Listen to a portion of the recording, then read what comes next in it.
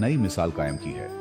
संत रामपाल जी महाराज की अगुवाई में उनके सभी सतलोक आश्रमों से समाज कल्याण के अद्भुत कार्यों ने समाज को सुनहरे भविष्य की एक नई उम्मीद दिखाई है।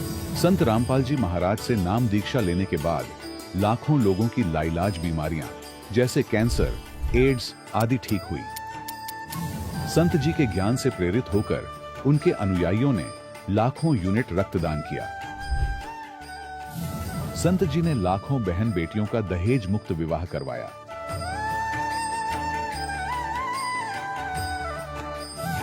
संत जी ने लाखों लोगों का नशा छुड़वाया, करोड़ों उजड़े परिवार बसे। संत जी के आश्रमों में समागम के दौरान निःशुल्क नेत्र चिकित्सा, दंत चिकित्सा प्रदान की जाती है। संत रामपाल जी महाराज द्वारा समय समय पर पर्यावरण संरक्षण के उद्देश्य से बड़े स्तर पर वृक्षारोपण किया जाता है। संत जी ने जरूरतमंदों को तत्काल राहत पहुंचाने के लिए एम्बुलेंस सेवा शुरू की। संत जी अपने अनुयायियों को देहदान के लिए प्रेरित करते हैं, जिससे मानवता की सेवा और चिकित्सा क्षेत्र में सुधार हो सके। संत रामपाल जी महाराज के सभी आश्रमों में हर रोज निःशुल्क भंडारा आयोजित किया जाता है, जहां हर वर्ग, हर जाति और हर धर्म के लोग एक साथ बैठकर भोजन करते हैं।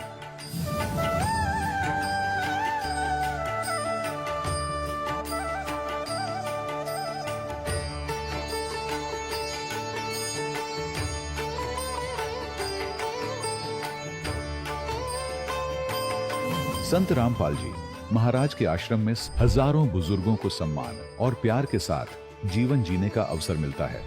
उनके खाने, रहने और स्वास्थ्य की पूरी जिम्मेदारी संत रामपाल जी महाराज उठाते हैं। अनाथ बच्चों के लिए संत रामपाल जी महाराज के सभी आश्रम किसी वरदान से कम नहीं। यहाँ उन्हें शिक्षा, संस्कार और भविष्य के लिए बेहतर अवसर प्रदान किए जाते हैं। चाहे बाढ़ हो, भूकंप या महामारी, संत रामपाल जी महाराज और उनके अनुयायी हमेशा ही जरूरतमंदों के लिए सबसे आगे खड़े रहते हैं। कोविड महामारी के दौरान संत रामपाल जी महाराज के आश्रमों से करोड़ों लोगों के लिए भोजन, दवाइयां और जीवन रक्षक सामग्रियां उपलब्ध कराई गई। चाहे गरीब की मदद हो या किसी शोषित और पीड़ित वर्ग के हक और सम्मान की लड़ाई, संत रामपाल जी महाराज ने हमेशा ही उनकी दबी आवाज को सरकारों तक पहुंचाया है और उन्हें उचित न्याय दिलवाने में अहम भूमिका अदा की है।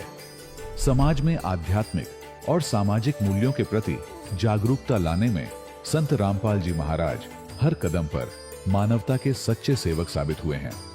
संत रामपाल जी महाराज का जीवन हमें सिखाता है कि सच्ची सेवा वही है जो निस्वार्थ भाव से की जाए। आइए हम भी इस महान सेवा के कार्य में इस महान संत से जुड़ें और संत रामपाल जी महाराज से नाम दीक्षा लेकर अपने जीवन को धन्य बनाएं।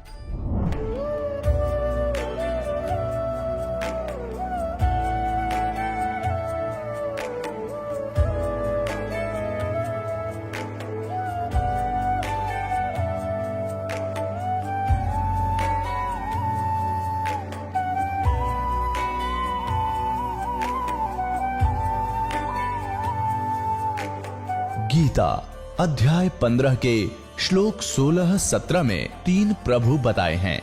ये 3 प्रभु कौन हैं? किस प्रभु की शरण में जाने के पश्चात जन्म और मरण समाप्त हो सकता है? 3 प्रभुओं में सबसे उत्तम परमात्मा कौन है? कैसा है? उसका क्या नाम है?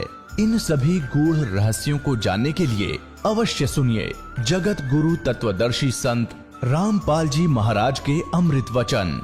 सत साहिब दर्शकों, क्या आपने कभी गहराई से सोचा है, जब कोई व्यक्ति पूरी श्रद्धा से भगवान की भक्ति करता है और फिर भी उसे जीवन में कोई सुख शांति नहीं मिले, तो वह नास्तिकता की तरफ बढ़ने लगता है।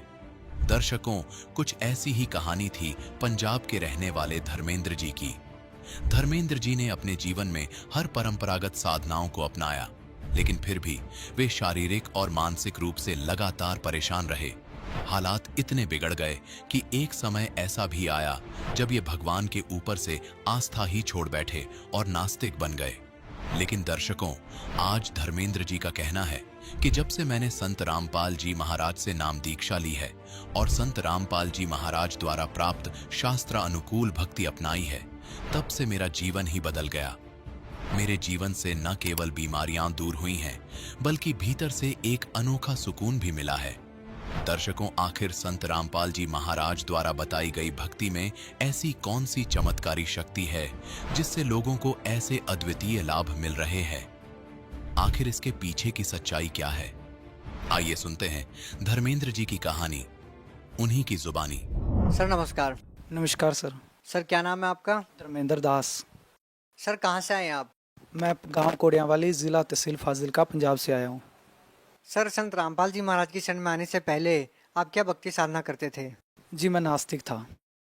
तो फिर सर आप संत रामपाल जी महाराज की शरण में कैसे आए? जैसे मेरे भैया ने नाम उपदेश लिया था, मैं उनसे बोलता था भी परमात्मा होता है तो ऐसे गलत काम नहीं होते, जैसे किसी का बेटा मर जाता है, यानी ये परमात्मा नाम की चीज़ है ही नहीं। क्योंकि हमारे होते हैं, जैसे कोई एक्सीडेंट में मर रहा है, बाप से पहले बेटा चला जाता है, कोई पत्नी विधवा हो रही है, कोई बच्चा मर रहा है, कोई 3 साल का उसने कुछ नहीं किया उसको कैंसर हो रहा है। तो मेरे लिए भी परमात्मा नाम की चीज़ थी नहीं। तो भैया ने मेरे को समझाया भी आप सत्संग सुनो, जो संत रामपाल जी हैं वो यही चीज़ बताते हैं भाई परमात्मा चीज़ क्या है। आप परमात्मा कहते हो भी परमात्मा चीज़ क्या, आप कहते हो परमात्मा है ही नहीं। आपकी बात सत्य है। जो हमारा लोक है ये काल का लोक है, इसमें वो परमात्मा नहीं है। वो हमें एक बकरों की तरह पाल रहा है और जिसका जी करता है वो तब उसको निकाल लेता है और काट लेता है। इस तरह आप सही हो, आपके हिसाब से जो विधि है वो परमात्मा की नहीं है। पर संत रामपाल जी जो भक्ति बताते हैं वो आगे की है, उससे आगे आपको पता चलेगा सही मायने में परमात्मा है क्या। तो मैंने सत्संग सुनना शुरू किया तो मुझे समझ आई, तो हम तो एक काल की लोक की जेल में बैठे हैं, जहाँ पर ये अपनी मनमर्जी कर रहा है और इसी कारण से ये सबको नास्तिक कर रहा है। और इसकी विधि पता चली, ये पहले या तो किसी भक्त को भक्ति करने नहीं देता, अगर कोई करता है तो इसने नकली बहुत रखे हुए हैं, उन नकलियों से फायदा नहीं होता, फिर वो जाके नास्तिक हो जाते हैं, जैसे मैं हो गया। फिर भैया ने मेरे को समझाया भी ये ऐसी चीज़ नहीं है, आप इसको ग्रहण करो। फिर मैंने सुनना शुरू किया तो मेरा संत रामपाल जी के प्रति स्नेह बढ़ता गया। धीरे धीरे मैं सुनना शुरू किया तो मुझको ज्ञान हुआ, सृष्टि रचना पता चली।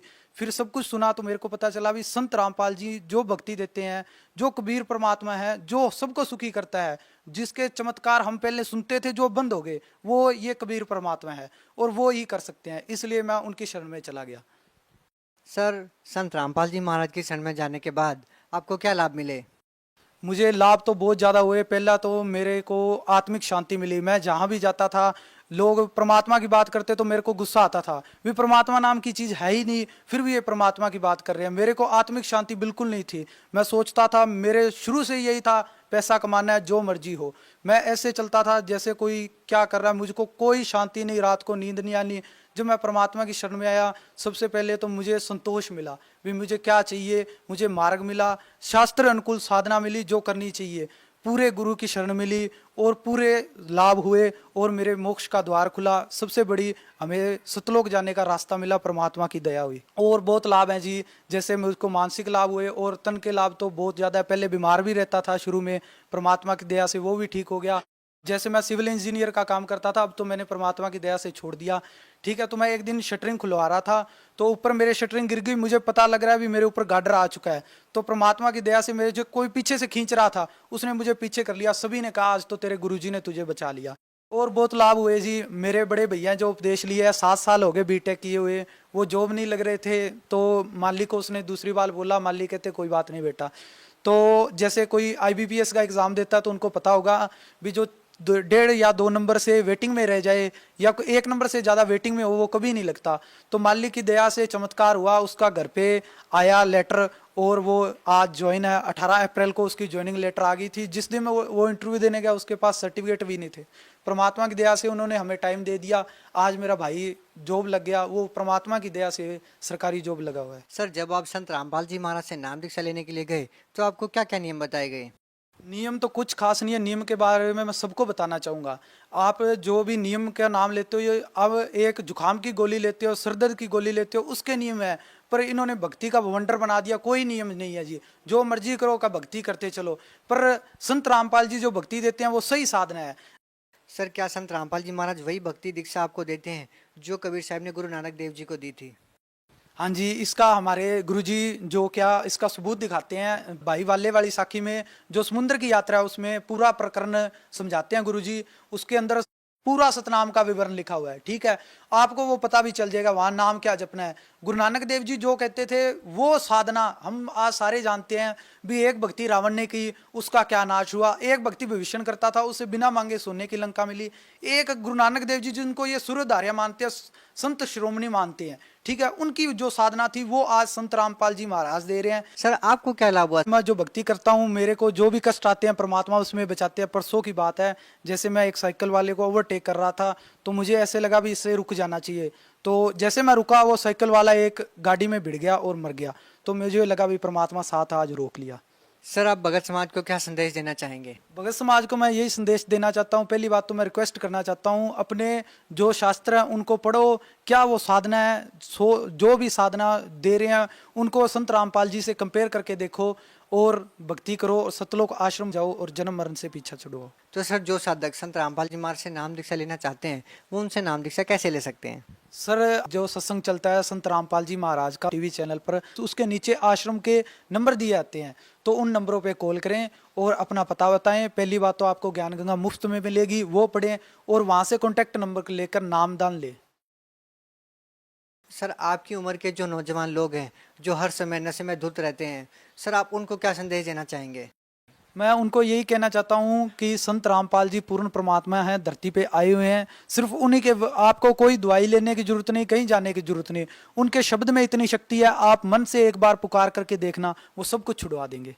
सर धन्यवाद। धन्यवाद सर। दर्शकों, अभी आपने सुने संत रामपाल जी महाराज से दीक्षा प्राप्त करके सुखी हुए भक्त के अनुभव। अब देखिए जगत गुरु तत्वदर्शी संत रामपाल जी महाराज के मंगल प्रवचन। अब वाल्मीकि जाति के व्यक्ति कैसे रहते थे आदिवासी की तरह, कपड़े मैले कुचेले से, दाढ़ी बढ़ी हुई, सिर की छोटे छोटे बाल पड़े और जूते टूटे हुए, धूल लगी हुई पैरों में, धोती सी बांध रखी, लपेट रखी, और यज्ञ के अंदर बैठे हुए मंडलेश्वर ऋषि, 9 मोटे मोटे पेटाले और गल में जनेऊर तिलक लगा रखे, आसन न्यारे न्यारे ला रखे, जच के बैठे सारे 33 करोड़ देवता, 88,000 ऋषि, 12 करोड़ ब्राह्मण, 4 तिलक लगा के। जब कबीर साहब प्रवेश हुए तो सभी देख रहे हैं और वो क्या कह रहे हैं आपस में कि इनके पाप ही इतने हैं, अब शंख कैसे बजे, इन घोर पाप कर रखे। अरे जब इन पाप कर रखे हैं उसके समाधान के लिए तो संत साधु बुलाए जाते हैं। तुम्हारा टिंडे लेना आए थे जब तुम्हारे पास कुछ है ही नहीं था। जब परमात्मा प्रवेश हुए कबीर सुदर्शन रूप में और मुंह पर परने करके यू करेगा इनका यज्ञ, नो करे एक दूसरे ने। श्री कृष्ण जी ने कहा द्रौपदी बढ़िया भोजन बना दे, ये महापुरुष खाना खाओगा और प्रसन्न हो गया ना खाना खाने से तो तुम्हारा शंख बजेगा। अब द्रौपदी ने तो नौकरों का भी सहयोग नहीं लिया, अपने हाथ से रोटी बनाई, क्योंकि फंस रहे हो तक कति बुरा हाल हो रहा, इतना धंधा लिया और बात न्यो की न्यो। अपने हाथों खाना बनाया, कचौड़ी, पकौड़ी, दही बड़े, जलेबी, हलवा, पूरी, खीर, सारा कुछ बना के न्यारी न्यारी कटोरिया में थाली में सजा के रख दी। परमात्मा सुदर्शन जी ये सुदर्शन रूप में बैठे थे तो मालिक। अब द्रौपदी ने न्यू सोचा था कि ऐसा बढ़िया भोजन बना दिया, यो घास फूस खाने वाला व्यक्ति जंगल में रहता है, आज खा के भोजन ने न्यारे न्यारे पकवान उंगली चाटता रह जाएगा, 100 जगह गुण गाओगा मेरे। अब भोजन खिला द्रौपदी ने।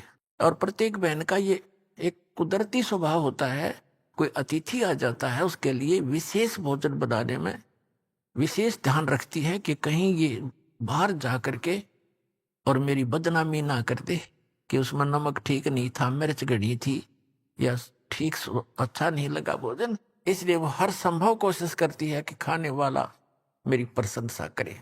द्रौपदी ने इसी उद्देश्य से भोजन रखा और परमात्मा ने, वो तो लीला करते हैं, उन्होंने क्या किया कि ये मन आज तक नारे नारे स्वाद कर लेगा और कल हमने तो फिर घास फूस खाना, ये तो फिर बिगड़ गया। उन्होंने क्या किया, अब सुदर्शन जो था वो 5 ग्रास खाता था। उसने अपना नियम बना रखा था कि एक जब भी खाना खाऊंगा, जैसे 1 फिर 2 3 4 5 ग्रास खा के बंद कर देता था।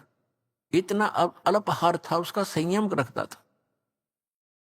तो परमात्मा ने यह भी दिखाना था कि मैं सुदर्शन ही हूं, सुदर्शन का रोल कर रहे थे। तो परमात्मा ने वो सारी कटोरियों में से थोड़ा थोड़ा भोजन ठाठा के, खीर भी, हलवा भी, पूरी भी तोड़ दी छोटी सी, और कचौड़ी भी, पकौड़ी भी, दही भी, उसका भाई मिला ली और लगे न्यू करने।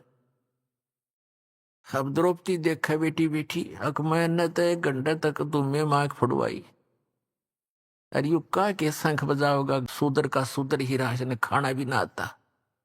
ये मन बड़ा बदमाश है, 1 मिनट में पता नहीं क्या सोच जा और कर्म बिगड़वा दिए। परमात्मा जानेंगे क्योंकि वो अंतर्यामी थे। अगर द्रौपदी तक घनी न सोच रही है कि ये हमारा जैसा आहार और भोजन इनको कितना ना मिलता ठीक से। अब परमात्मा ने एक बार खाया, शंख बोला, वहां रखा, दूसरी बार खाया, फिर बोला, 5 बार में जितना थाली में डाला था खा लिया, और 5 ही बार वो शंख बज के बंद हो गया। युधिष्ठिर बड़ा खुश हुआ कि हे भगवान, बड़ी दया हुई आपकी, ऐसा महापुरुष आ गया और हमारा काम बन गया। तो श्री कृष्ण जी ने कहा, काम को नहीं बना अभी, यू शंख तो कंटिन्यू बजना चाहिए था, बहुत देर तक बजेगा, ये तो 5 बार बजा है, इससे बात नहीं बनी। तो युधिष्ठिर ने कहा कि अब किसको बुलाओगे भगवान, अकीब और कोई बुलाना बाकी नहीं रह रहा। इस आपने के वाल्मीकि दिखाई दे है यो हरिजन सा, इसके एक बाल के बराबर ये 3 लोक नहीं है, इतना सिद्धि शक्ति युक्त है ये सुदर्शन। अब श्री कृष्ण जी भी बेसिक तो हम अंतर्यामी मानना थे, इतने अंतर्यामी नहीं थे, पर आभास जरूर था कि ताकत है इनके अंदर। तब श्री कृष्ण जी ने कहा कि अपने घर में कमी है कोई, वो देखेंगे। द्रौपदी बुलाई और द्रौपदी से कहा कि बहन, आप जी ने जब ये खाना खा रहे थे महात्मा, आपके मन में कोई दोष तो नहीं आया? सच्ची बताना अब, नहीं तो बात बिगड़ जाएगी।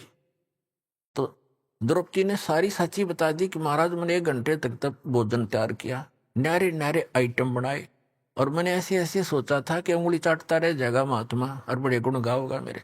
इन्होंने जब सारा इकट्ठा कर लिया तो मेरे मन में न्यू दोष आ गया कि यू शेडियल सा आदमी है, नहाना दौड़ा इसने, और ये इसने खाना भी ना आता है, किसके शंख बजाओगा।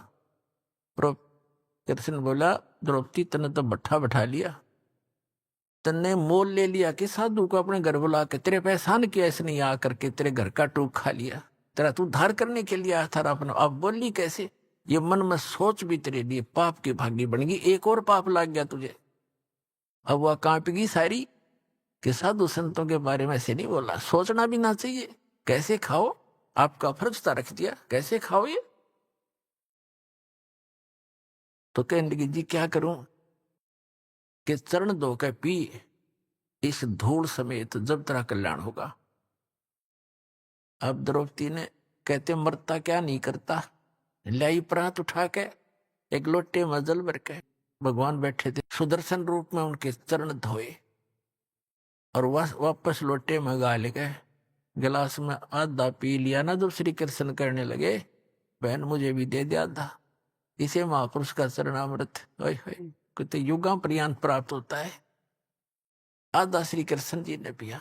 उस समय वो शंख वहीं से बजना शुरू हुआ था, और इतना जोर का बजता बजता पूरे पृथ्वी के ऊपर स्वर्गलोक तक आवाज सुनाई दी, प्यारी प्यारी। और पूरी पृथ्वी पर जितने भी वृक्ष थे सब हरे भरे हो गए, फल फूलों से लदपत हो गए, फलों वाले फलों से लथपथ हो गए। तब उनका 3 ताप कट्या उस परम पिता की शक्ति से।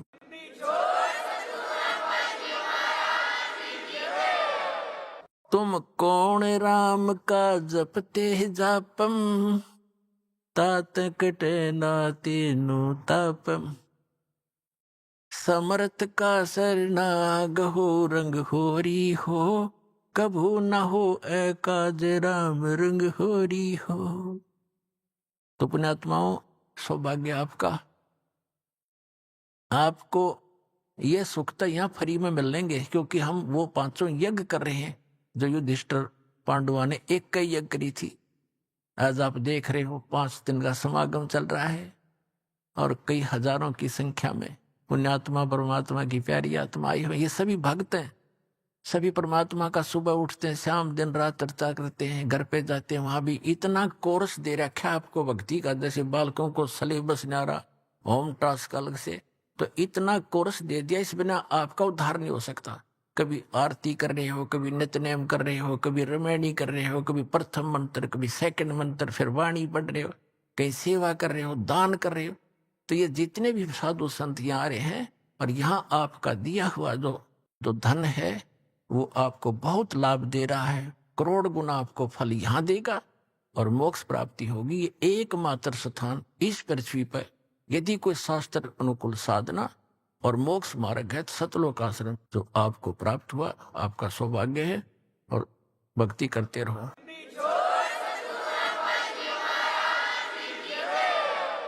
सौभाग्य आपका, और परमात्मा ने अपनी कृपा कर रखेगा आपको। ऐसे घोरकल युग में किसी भी प्राणी को एक पल की चैन नहीं, एक पल की फुर्सत नहीं, समय नहीं उसके पास। सारा दिन तो एक रोटी के लिए धक्के खाता भटकता है। सपने भी उसी के आते हैं, कल उसका देना है, उसका लेना है, ये करना है, वो करना है। और करना भगवान ने, होना वही जो उसकी किस्मत में। तो ये उसको याद भी हो तो भी वो उस पर रुक नहीं सकता, क्योंकि उसको सहारा भगवान का साथ चाहिए। तो इसलिए पुण्यात्माओं, आप आम आत्मा नहीं हो, आप परमात्मा के वो विशेष हीरे और मोती लाल हो जिनके लिए वो भटक रहा है। गोता मारूं स्वर्ग में, जा बैठूं पाताल, गरीब दास ढूंढता फिरूं हीरे मोती लाल। 100 छल छिद्र में करूं अपने जन के काज, एरडक से पूजो मार दूं मैं नरसिंह धर के साज। तो परमात्मा कहते हैं, अपनी प्यारी आत्माओं के लिए ना जाने मैं के कारण बनाता हूं। उनको सत भक्ति पर लगाने के लिए, सच्चा ज्ञान समझाने के लिए, और उस परमात्मा के प्रयत्न को आप सफल करो, अपना कल्याण करवाओ। मात पिता मिल जाएंगे 184 माही, सतगुरु सेवा और ये भक्ति भाई फेर मिलन की नाही। जिस भी शरीर में आप जाओगे, पशु के शरीर को प्राप्त करोगे, वहां भी आपको फादर मदर मिल जाएंगे। आप गधे की योनि पाओगे, उसमें भी माता पिता मिल जाएंगे। और मनुष्य जीवन भी प्राप्त करोगे, कभी माता पिता फिर भी मिल जाएंगे। लेकिन सतगुरु सेवा और बंदगी भाई फेर मिलन की ना। सतगुरु मिले नहीं, और सतगुरु मिले तो या सेवा मिले। नकली सतगुरुओं के यहाँ अगर सेवा भी करते हो वो यूजलेस है। तो आज परमात्मा ने आप पर नारी कृपा कर रखी है कि आपको सतगुरु मिले, मानुष जीवन मिला। इसलिए परमात्मा के इस ज्ञान को आधार बनाकर अपना जीवन सफर तय करो। अपनात्माओं, परमात्मा प्रत्येक युग में आते हैं और अपनी महिमा आप ही बताते हैं। परमात्मा की महिमा दूसरा कौन बता सकता है? हमारी बुद्धि पर पत्थर पड़ गए थे। हम सोचा करते ये संत परमात्मा की महिमा बतावेगा, ये बतावेगा।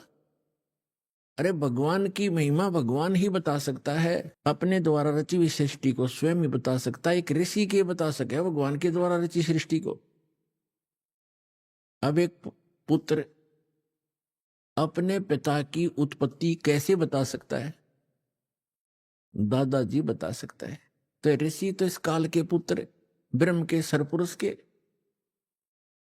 और सबका दादा कबीर परमात्मा सत्य पुरुष।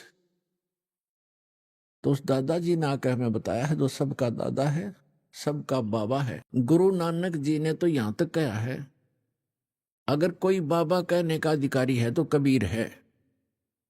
ये समुद्र की साखियों में प्रमाण है। अगर कोई बाबा कहलाने का अधिकारी है तो कबीर साहब है। सब तो वड्डी भाई बाले वाली जन्म साखी, भाई जवाहर सिंह कृपाल सिंह एंड कंपनी, 252 पृष्ठ पे। ता फिर मर्दाना पूछिया जी, तू सानू जो गुरु मिलिया सी उसका नाम की है? ता गुरु नानक जी कहा, मर्दाना उसका नाम बाबा जिंदा आखदे हन। जहां तोड़ी जल और पवन है, उस दे हुक्म विच चलदे हन। अते अगन और मिट्टी ए भी उस दे आखे विच हन।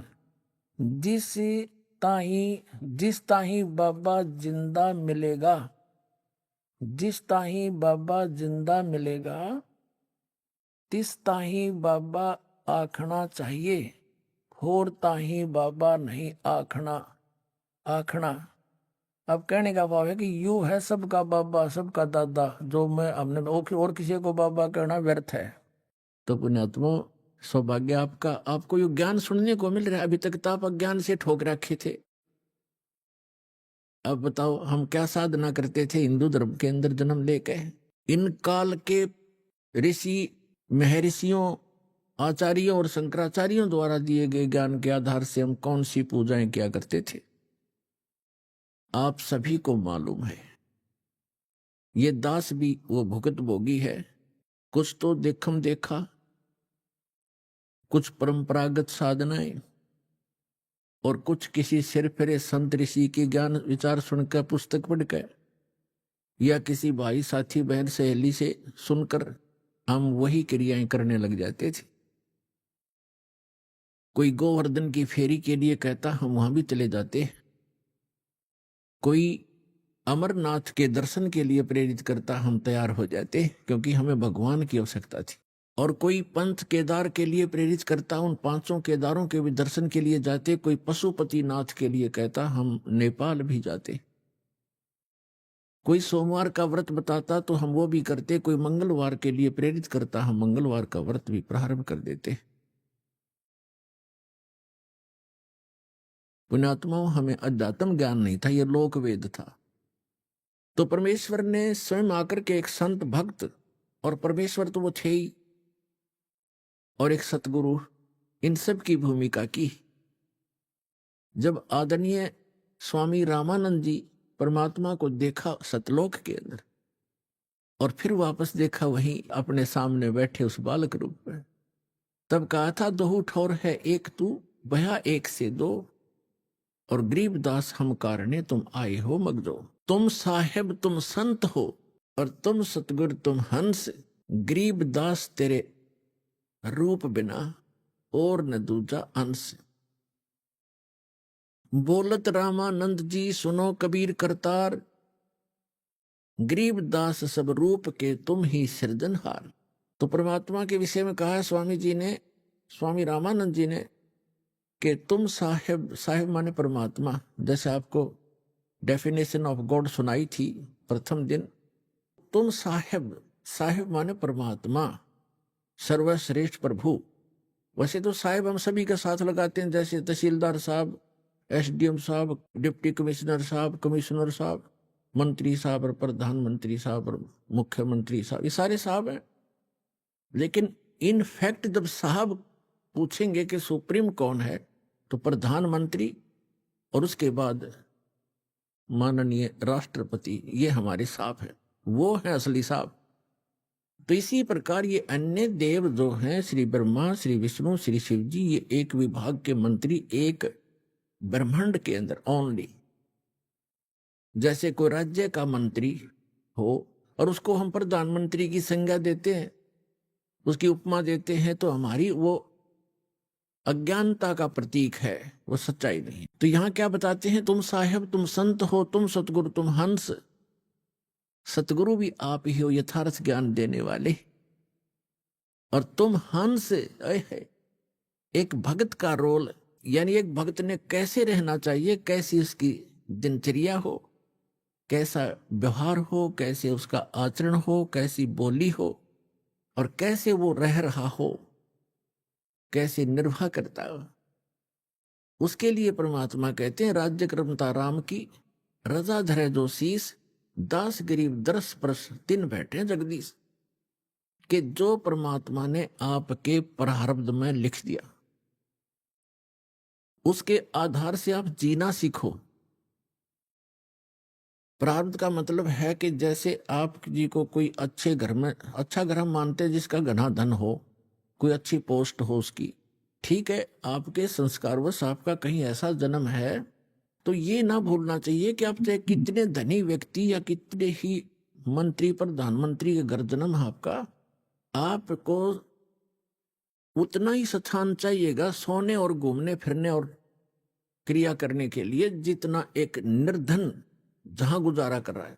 एक मकान में 20 कक्ष हो ऊपर नीचे, तो उस व्यक्ति ने एक ही कक्ष में, एक रूम में, एक तख्त पर, बिल पलंग पर, उतने स्थान पर टाइम पास करना है। तो परमात्मा ने हर तरह से हमें समझाने की चेष्टा की है।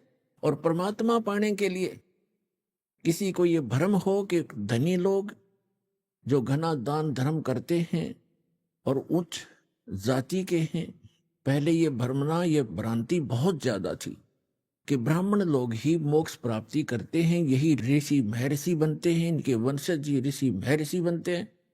तो परमात्मा ने ये सारी फड़क निकाली थी, ये सारी भ्रांतियां निवारण करने के लिए एक गरीब जुल्हे की भूमिका की थी कि परमात्मा के भक्त को घड़ी आवश्यकता नहीं होती, और जब आवश्यकता होती है तो परमात्मा से वो छुपा नहीं होता, उसको सब पता होता है। जैसे हम कथाएं सुना करते थे, अब तो आपको ज्ञान हो गया है कि परमात्मा जो परमेश्वर है वही सब कुछ करता है। कबीर साहब ही सब दुख दूर करता है। लेकिन हम जिस भी इष्ट की स्तुति जहां बोल रही होती है, हम सभी उसकी पूजा करते हैं और मानते रहते हैं कि ये हमें सुख दे रहा है, और सब कुछ कर रहा होता है कबीर भगवान, क्योंकि वो ही गीता अध्याय नंबर 15 के श्लोक नंबर 16 और 17 में 3 पुरुष हैं, क्षर पुरुष और अक्षर पुरुष। इनके विषय में बताया कि ये खुद विनाशवान है, इनके अंतर्गत जितने प्राणी वो विनाशवान है। उत्तम पुरुष है तू अन्य 17वें श्लोक में कहा। और ये लोग तरम अविश्य विवर्ती अवैश्वर है, वही सबका धारण पोषण करने वाला है, वो परम अक्षर ब्रह्म। इन दोनों से न्यारा सरपुरुष तो ये ब्रह्म है जो गीता का ज्ञान देता श्री कृष्ण में प्रवेश करके। सरपुरुष जो है इसको सरब्रह्म भी कहते हैं, ज्योति निर्जन काल भी कहते हैं। ये केवल 21 ब्रह्मांड का स्वामी, और अक्षर पुरुष 7 संग ब्रह्मांड का स्वामी है। और परम अक्षर ब्रह्म गीता अध्याय नंबर 8 के श्लोक नंबर 1 के उत्तर में अर्जुन को गीता ज्ञानदाता कहता है कि वो परम अक्षर ब्रह्म है, वो तत्ब्रह्म जो गीता ज्ञानदाता से अन्य और सुप्रीम गॉड है, कंप्लीट गॉड है। तो गीता अध्याय नंबर 15 के श्लोक नंबर 17 में कहा कि उत्तम पुरुष तू अन्य परमात्मा इति उदाहरत है। और ये लोग तरम आविश्य विभर्ती अवैश्वर, वो तीनों लोगों में प्रवेश करके सबका धारण पोषण करता है, इंक्लूडिंग ब्रह्मा विष्णु महेश की भी वही आपत्ति निवारण करता है। जैसा कि आपको कल बताया था कि समुद्र पर जो पुल नहीं बन रहा था वो परमात्मा आए थे, क्योंकि वो भी उनके बच्चे हैं। चींटी से लेकर हाथी तक, रंग से लेकर राजा तक, देव से लेकर महादेव तक, निरंजन और दुर्गा तक उसी के बच्चे हैं। अपने बच्चों को वही संभालता है। अब जो दास आज प्रसंग सुना रहा है आपको, अब हम भगवान से मांगते हैं धन, और परमात्मा बने थे कति निर्धन, जुल्हा कपड़ा बन के अपना टाइम पास करते थे। वो हमें परमात्मा पर विश्वास करना सिखाने के लिए ये भूमिका कर रहे थे। यदि आप मुझ पर ऐसा विश्वास करोगे, मेरे वचनों पर, तो मैं तुम्हारा हर समय साथ दूंगा। जो जन मेरी शरण है, ताका हूं मैं दास, और गेल गेल लाग्या फिरूं, जब तक धरती आकाश। कहते पीछे पीछे फिरता, जो बच्चा गऊ की नजर में, यूं साईं को संत, वो भगतों के पीछे फिरे, भगत वत्सल भगवंत। अब दास ने आपको बताया कि जब आप परमात्मा पर निर्भर हो जाओगे, उस समय परमात्मा कहते हैं यदि आपको किसी वस्तु की आवश्यकता होगी तो मैं आपसे दूर नहीं, क्योंकि मुझे सारा पता है आपको किस समय किस वस्तु की आवश्यकता पड़ेगी। परमात्मा कहते हैं कि जिनको विश्वास नहीं है परमात्मा पे, और राम राम भी करते हैं, भक्ति भी कर रहे हैं,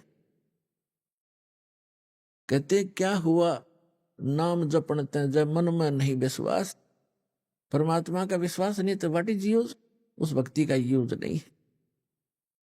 अब हम जैसे पुरानी कुछ अपनी कथाएं थी उनमें से साथ लेते हैं, वो भी भ्रमित ज्ञान था, उसको सुचारू करते हैं। अब जैसे एक नरसी नाम के सेठ थे, मेहता थे, और वो बड़े धनवान थे। 56 करोड़ की संपत्ति थी उनके पास, 56 करोड़ की संपत्ति, आज से लगभग 500-600 वर्ष पहले। और कंजूस इतना था कि चवन्नी खर्च नहीं करे, दान भी करना भूल गया। और ये माया जब बढ़ जाती है, ये इंसान को दबा लेती है। परमात्मा कहते हैं इस माया को अपने ऊपर ना रखो, इसके ऊपर रहो। मोटरसाइकिल को सिर पे नहीं उठाना चाहिए, उसके ऊपर बैठकर चलना चाहिए। वो मोटरसाइकिल को सिर पर रखे हुए था, तो वह उसकी मूर्खता थी। परमात्मा ने उस दलदल से उस प्यारी आत्मा को निकालना था। और नरसिंह जी श्री कृष्ण जी के परम भक्त थे और दान करना बिल्कुल छोड़ दिया था। 56 करोड़ उसकी संपत्ति थी, और साथ में उसकी हुंडी चलती थी। हुंडी माने जैसे आजकल बैंक हैं और बैंकों में ड्राफ्ट बनाए जाते हैं। यहां बैंक में पैसा जमा करा दो, जिसके नाम ड्राफ्ट हो वही ड्राफ्ट को कैश करेगा। उसको चाहे रास्ते में कोई छीन भी ले, उसके साइन के बिना वो कैश नहीं करेगा, वो होगा ही नहीं कैश। तो इसलिए वो पैसे साथ ना ले जा करके ड्राफ्ट ले जाते, कागज सा होता है, चेक सा, और अगले बैंक में उसको जमा कर दिया जाता है। फिर वो वेरीफाई करके उसको कैश करते हैं। ऐसे हुंडी होती थी राजा की तरफ से, सरकार की तरफ से। ऐसे धनवान व्यक्तियों को कुछ सीमा बनाई थी कि 1000, 2000, 10,000 तक की आप हुंडी एक वर्ष में बना सकते हो, ड्राफ्ट बना सकते हो। वो क्या करते थे, पैसे रख लेते थे, और अगले जिस शहर में उसने जाना था किसी यात्री ने या सेठ ने, उस शहर में भी ऐसे हुंडी अलाउड होती थी किसी को बनाना, तो उसी के नाम ही बनाई जा सकती थी। और उन दोनों के आपस में प्रमाण पत्र होते थे, उनके सारे कागजात उनके एक दूसरे के पास होते थे। सचमुच ये रिकॉग्नाइज्ड हुंडी बनाने वाला है। तो ऐसे उनमें से भी एक था, वो दरियों में से। उसकी धर्मपत्नी कुछ धार्मिक ज्यादा थी। उसने कहा कि सभी व्यक्ति नगर गांव के गंगा स्नान करने जा रहे हैं, गंगा घाट पे, मुझे भी चलना है, मैंने भी जाना है, कुछ पैसे दे दो। वो कहने लगा पैसे का क्या करेगी, चल मैं भी साथ चलता हूं। उसने सोचा यह घना खर्च करेगी, मैं थोड़े में काम चला दूंगा। पैदल ले गया वहां से लेकर गंगा घाट तक। और जब स्नान करने लगे, वहां ब्राह्मण विपर आ जाते हैं और कहते हैं कि स्नान करने वाले पहले कुछ दान दे, तब तुम्हारा स्नान लगेगा। अब ऐसे उसके पास भी आगे परमात्मा खुद एक विपर रूप बना के और कहा, सेठ जी दान करो, कुछ दान करो तब आपका स्नान लगेगा, वैसे स्नान से क्या फायदा। तो वो कहने लगा जी दान हम ना लाए, खर्चे खर्चे जोगे पैसे लाए हैं, दान हम फिर करेंगे, पैसा भूल आए हम। उसकी पत्नी कहने लगी दे दे कुछ थोड़ा बहुत ब्राह्मण को, ऐसा क्यों जुल्म कर रहा है तू। कहने लगा चुप रह, तू घड़ी ना बोल रहा है, चुप, नान लाग गया। पंडित जी ने फिर कहा कि भाई नरा पानी में गोते मारने तो बात ना बना, कुछ धन का दान कर सेठ जी।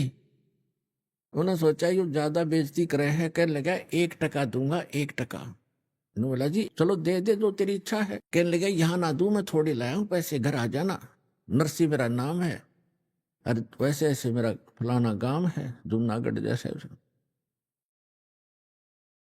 और वहां जाना, सब जानते हैं मुझे। बोला जी ठीक है चल, प्रॉमिस पक्का है, पक्का पक्का। बोला ठीक है। अब ना धो आ गए घर पे। अब उन्होंने तो जाकर गठड़ी रखी थी घर पे, यात्रा से पीछे से परमात्मा पहुंच गए विपर रूप न्यू के न्यू। दरवाजा खटखटाया, नौकर आया, बोलो महात्मा जी क्या बात है। कि भाई सेठ जी से कहिए, सेठ जी से कहना मेरा एक दान स्वीकार करके आया था वो, और कहना वो ब्राह्मण अपना दान दक्षिणा लेने आया है, कृपा दे में फिर जाना है। नौकर ने जाके कहा जी कोई ब्राह्मण आया है, आपने गंगा जी पर उनको कुछ दान करने का प्रॉमिस किया था, वो अपना दान मांग रहा है। अब सेठ जी ने सोचा ये तो भाई चिपक गया, यहां भी आ मेरा कमबख्त। उसने क्या विचार ला कि आज इस यू यहाँ 1 टका मांगना आ गया, कल नहीं यू 2 टके मांगेगा, फिर यू 100 रुपए की ऐसे ही पीछे पड़ लेगा, इसने तो रास्ता मिल गया ये। तो सेठ जी ने कहा कि कह दे उसको ब्राह्मण को कि विश्राम कर, 2 दिन बाद आना, अभी सेठ जी थके हारे आए हैं, विश्राम करेंगे। नौकर ने ऐसा ही कह दिया। तो ब्राह्मण ने कहा, ब्राह्मण रूप में परमात्मा ने कहा ठीक है भाई, परसों ले जाऊंगा मैं और यहीं विश्राम करता हूं, इसके बाग में लेट जाता हूं सेठ के। सेठ का बाग था, उसमें खावे फल फ्रूट बिछा गए, चद्दर लेट गए भगवान। अब सेठ जी को बताया गया, सेठ जी ने पूछा गया वो, अगर नहीं जी वो तो सामने लेट गया, बाग में लेटा हुआ है। अभी आपने सुने संत रामपाल जी महाराज के मंगल प्रवचन। आइए अब सुनते हैं संत रामपाल जी महाराज से नाम दीक्षा लेकर सतभक्ति करके अद्भुत लाभ प्राप्त करने वाले अनुयायी के विचार। दर्शकों, क्या होगा यदि कोई व्यक्ति पूरे समर्पण के साथ व्रत उपवास रखे, हर धार्मिक अनुष्ठान करवाए, लेकिन फिर भी उसे अपने जीवन में ना सुख की अनुभूति हो और ना ही मन को चैन मिले। दर्शकों, ऐसी ही कहानी थी उत्तराखंड के रहने वाले दीपचंद जी की। दीपचंद जी बचपन से ही धार्मिक वातावरण में पले बड़े थे और अपने धर्म में प्रचलित हर भक्ति साधना को किया करते थे। दीपचंद जी विशेष रूप से शिव जी और विष्णु जी की पूजा में लीन रहते थे, लेकिन वर्षों की भक्ति के बाद भी ना उन्हें आत्मिक शांति मिली और ना ही शारीरिक रोगों से छुटकारा। लेकिन दर्शकों, आज दीपचंद जी का कहना है कि जब से मैंने संत रामपाल जी महाराज से नाम दीक्षा ली है और पहले की सभी शास्त्र विरुद्ध साधनाओं को त्याग कर शास्त्रानुसार भक्ति अपनाई है, तब से मेरा जीवन पूरी तरह बदल गया है। मुझे न केवल शारीरिक सुख मिला है, बल्कि मेरा मानसिक तनाव भी पूरी तरह खत्म हो चुका है। दर्शकों, यहाँ पर सवाल ये उठता है कि आखिर संत रामपाल जी महाराज ने दीपचंद जी को ऐसा क्या दे दिया जो वर्षों की भक्ति नहीं दे सकी? आखिर इसके पीछे की सच्चाई क्या है? आइए सुनते हैं दीपचंद जी की कहानी, उन्हीं की जुबानी। सर नमस्कार। नमस्कार सर। क्या नाम है आपका? सर मेरा नाम दीपचंद्र लोमी है। अभी तो मैं भक्ति में आने के बाद भक्ति दीपदास नाम से अपने को पुकारता हूँ। दीपदास जी, आप कहाँ से आए हैं? सर मैं उत्तराखंड राज्य के बागेश्वर ज़िले से आया हुआ हूँ। वहाँ पर एक गांव है भेटा, जो हमको दुर्गा की एक मंदिर है उसके आचार्य के रूप में हमें वहाँ प्रतिष्ठित किया है गांव वालों को। इस वजह से भेंट में वो गांव मिला हुआ है। सर संत रामपाल जी महाराज से कब जुड़े आप? सर मैं 25 अप्रैल 2013 को परमात्मा सदगुरु रामपाल जी महाराज जी की शरण में आया था। सर संत रामपाल जी महाराज से नाम दीक्षा लेने से पहले आप क्या भक्ति साधना करते थे? सर कुछ पिछले जन्मों के संस्कार होंगे जिस वजह से मैं बचपन से ही काफ़ी भक्ति में रहता था, साधु संतों के साथ रहता था और जो लोकल बाबा लोग थे उनके साथ में रहता था, अखाड़ों में काफ़ी रहता था। मैं 7वीं 8वीं क्लास में पढ़ता था, तभी से हारमोनियम तबला वगैरह भी बजाने लग गया था और भजन कीर्तन कई किस्म के ऐसे आयोजनों में जाता रहता था।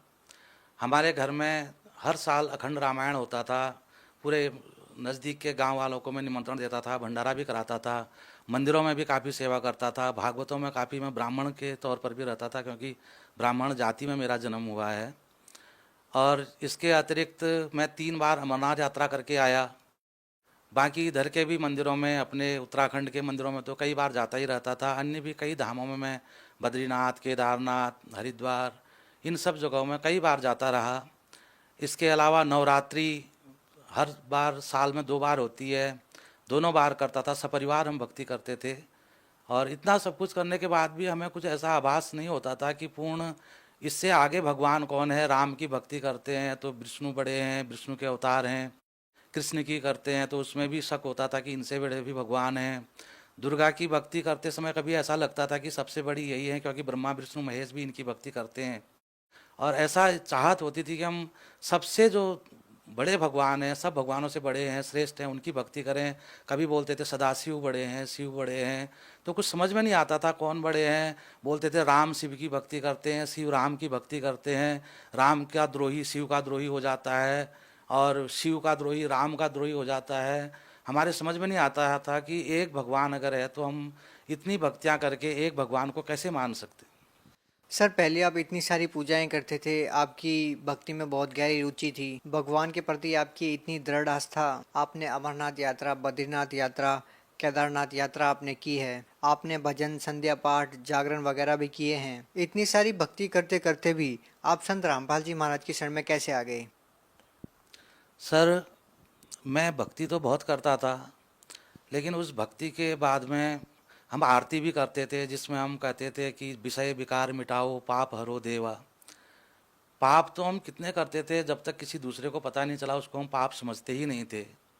और विषय विकार हम भजन कीर्तन में भी जाते थे, भागवतों में भी जाते थे और सबसे जो हमारे वहाँ गुरु बैठे रहते थे, संत महंत जो बाबा के रूप में वहाँ बैठे रहते थे और जो भगत सेवादार रहते थे, सब चरस पीने वाले, बीड़ी, सिगरेट, तंबाकू, खैनी ऐसी चीज़ों का इस्तेमाल करने वाले, और उसमें से कई संख्या तो शराबियों की भी होती थी। मैं खुद शराब भी पीता था, खैनी भी खाता था और चरस भांग भी पीता था और सोचता था कि भक्ति में इस्तेमाल हो रही शिव जी की बूटी है, ऐसा बोल के हम उसको गलत न समझ करके भी उसका इस्तेमाल करते थे। सर ये क्या कारण है संत रामपाल जी महाराज के जितने भी भगत हैं उनसे जुड़ने के बाद नशा छोड़ देते हैं, जबकि पहले भी आप भक्ति कर रहे थे, उस टाइम भी आप नशा करते थे? क्या कारण है कि संत रामपाल जी महाराज से जुड़ने के बाद ही लोग ऐसे हो जाते हैं कि नशों से दूर हो जाते हैं? सर हम आज तक तो विषय विकार मिटाओ गाते थे, लेकिन हमारा होता कुछ नहीं था।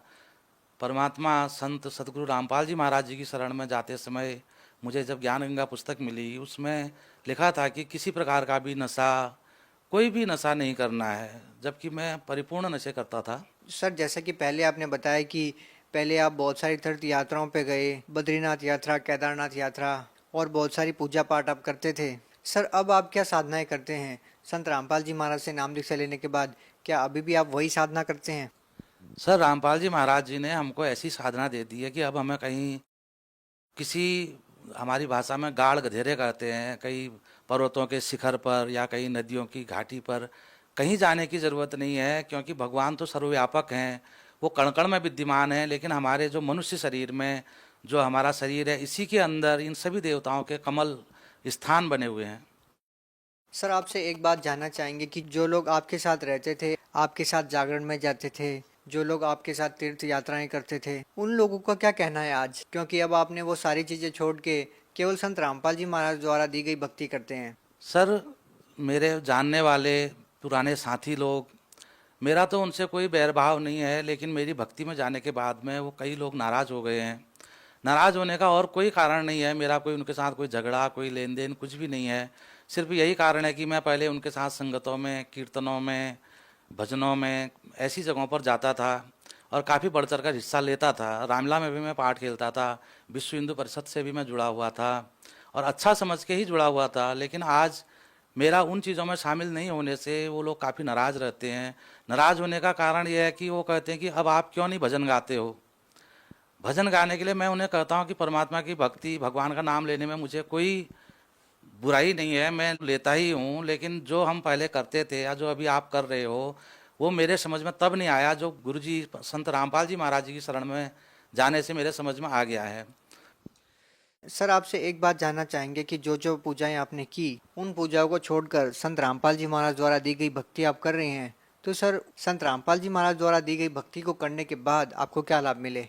सर पहली बात तो मैंने आपको पहले बताया कि मैं भक्ति की तरफ मेरा आकर्षण बचपन से था और मैं भक्ति करना चाहता था, इसीलिए घूम रहा था जगह जगह। मुझे परमात्मा संत रामपाल जी महाराज जी की शरण में आने से मुझे पहला तो आध्यात्मिक लाभ हुआ। उसके बाद में मेरे अंदर काफ़ी विषय थे, काफ़ी विकार थे। जैसे मैं नशा भी करता था। नशा में कोई ऐसे देखा देखी लोगों को, जो मैं महफिलों में गया, साधु संतों के बीच में गया, अधिकांश नशा करने वाले होते थे। इस वजह से मैं वहाँ नशा भी सीख गया और बाद में मेरा हैबिचुअल हो गया उस चीज़ का। ये सब चीज़ें मुझे विश्वास नहीं था कि मैं छोड़ पाऊँगा। मैंने काफ़ी कोशिश की और परमात्मा की शरण में आने से जिस दिन मैं सदगुरु रामपाल जी महाराज जी की शरण में आश्रम में गया था, तो साथ में लौंग लेके गया था ताकि मेरे से बीड़ी बिना रहा नहीं जाएगा। लेकिन मुझे ये भी पता नहीं चला, याद नहीं रही कि मैं लौंग भी लाया हूँ। वह दिन है, आज का दिन है, मैं सब विषय विकार से मुक्त हो गया हूँ। इसके अतिरिक्त मेरे घर में हम पहले तो सब अच्छा ही चलता रहा, लेकिन बाद में मेरे बच्चे बीमार रहने लग गए।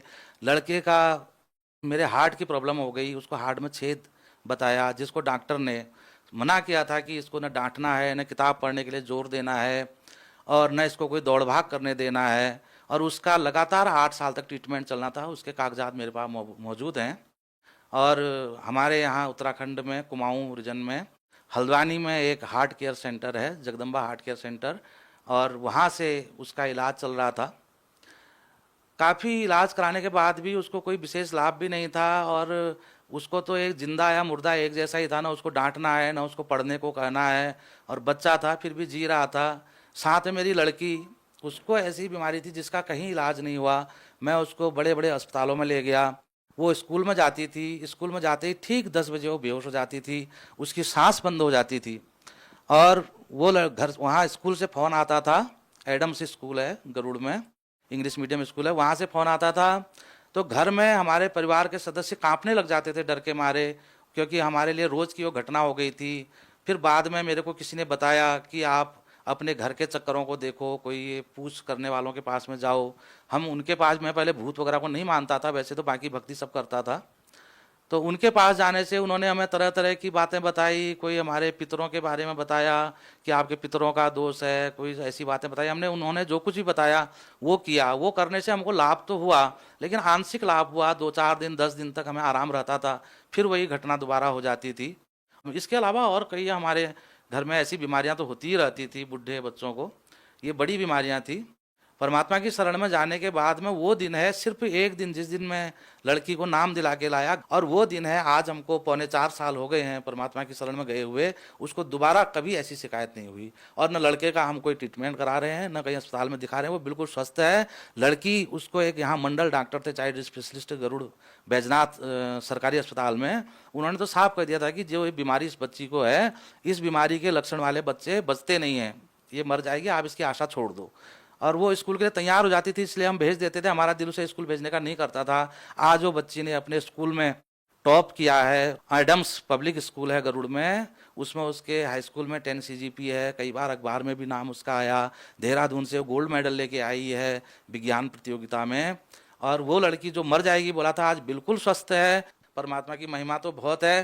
काफ़ी लाभ हुए हैं, हर दिन लाभ होते हैं, कई एक्सीडेंट से भी बचाव होता है। सर जैसा कि अभी आपने इंटरव्यू के दौरान बताया कि आपको हार्ट की प्रॉब्लम थी, सर क्या आप कोई रिपोर्ट्स वगैरह लेके आए हैं? क्या आप हमारे दर्शकों को दिखाएंगे? सर मैं रिपोर्ट लेके आया हुआ हूँ। मेरे लड़के को हार्ट की बीमारी थी और उसके हार्ट में छेद था। प्रकाश पंत डॉक्टर हैं हल्द्वानी में, हार्ट स्पेशलिस्ट, उनसे उनका लगातार इलाज चल रहा था। वो रिपोर्टें मेरे पास में हैं।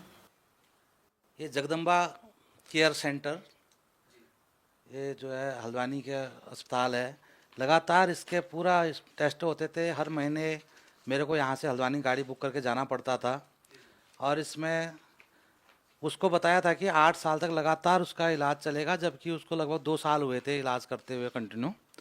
परमात्मा की शरण में आने के बाद में ये सभी भक्त लोग देख सकते हैं।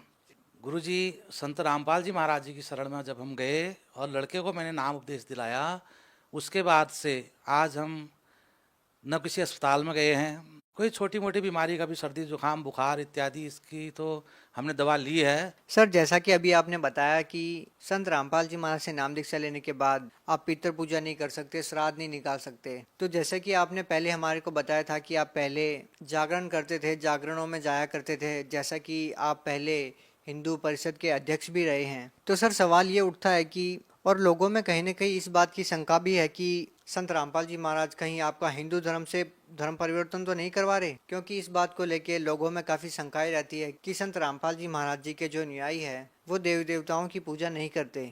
क्या केवल हिंदू धर्म से परिवर्तन करवाना ही संत रामपाल जी महाराज का उद्देश्य है या कुछ और? क्या कहना चाहेंगे इस बारे में, क्योंकि हमारे दर्शकों के मन में लगातार ये सवाल उठता है।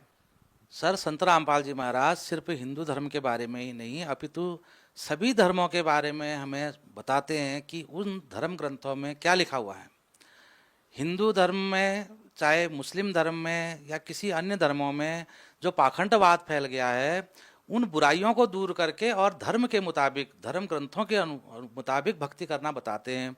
वो टीवी में, और उन्होंने जो किताब हमें ज्ञान गंगा हम पर कृपा कर रखी है, उसमें उन्होंने पूरे उदाहरण उन सभी ग्रंथों के अध्याय, पेज नंबर, श्लोक नंबर और अर्थ सहित उनका बहुत ही अच्छा और सत्य अनुवाद करके दे रखा है।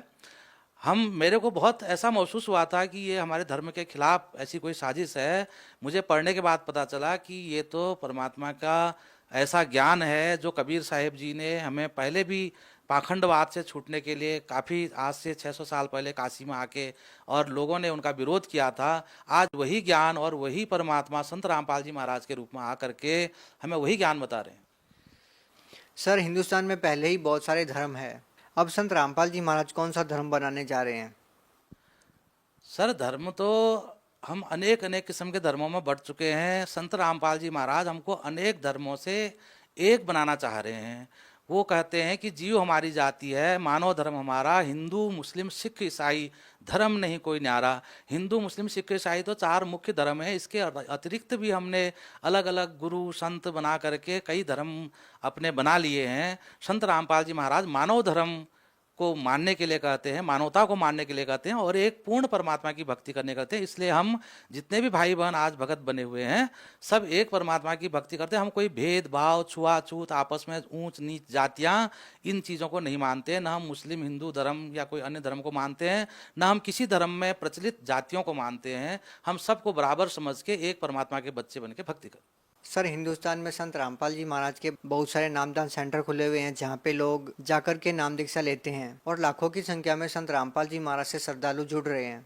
सर, आप उत्तराखंड से बिलोंग करते हैं। सर, उत्तराखंड में संत रामपाल जी महाराज के नामदान सेंटर कहाँ पे है, जहाँ पे जाकर के हमारे जो दर्शक हैं जो संत रामपाल जी महाराज से जुड़ना चाहते हैं वो वहाँ पे जाके नाम दीक्षा ले सकते हैं? सर, मैं सभी भक्त आत्माओं से, सभी भक्तजनों से प्रार्थना कर रहा हूँ, सभी भगत हैं जो भी कोई भी भक्ति कर रहे हैं, वो लोग पहले तो सत्संगों को सुने। ज्ञान गंगा पुस्तक उन्हें कहीं भी मिलती है, उसे पूर्ण पढ़ें, 1-2 पन्ने पढ़ करके उस पर फैसला न करें।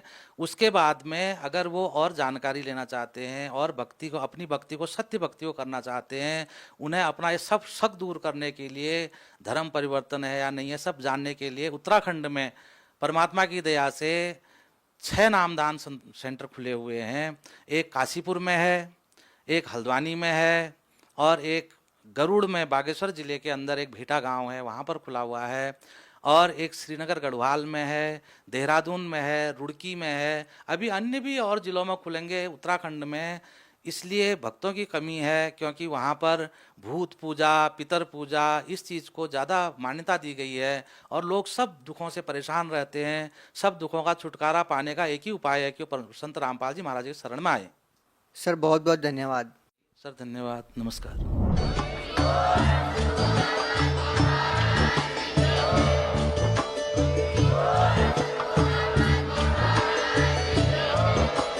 आप सुन रहे थे जगत गुरु तत्वदर्शी संत रामपाल जी महाराज जी के मंगल प्रवचन। अधिक जानकारी के लिए विजिट कीजिए हमारी वेबसाइट www.jagatgururampalji.org।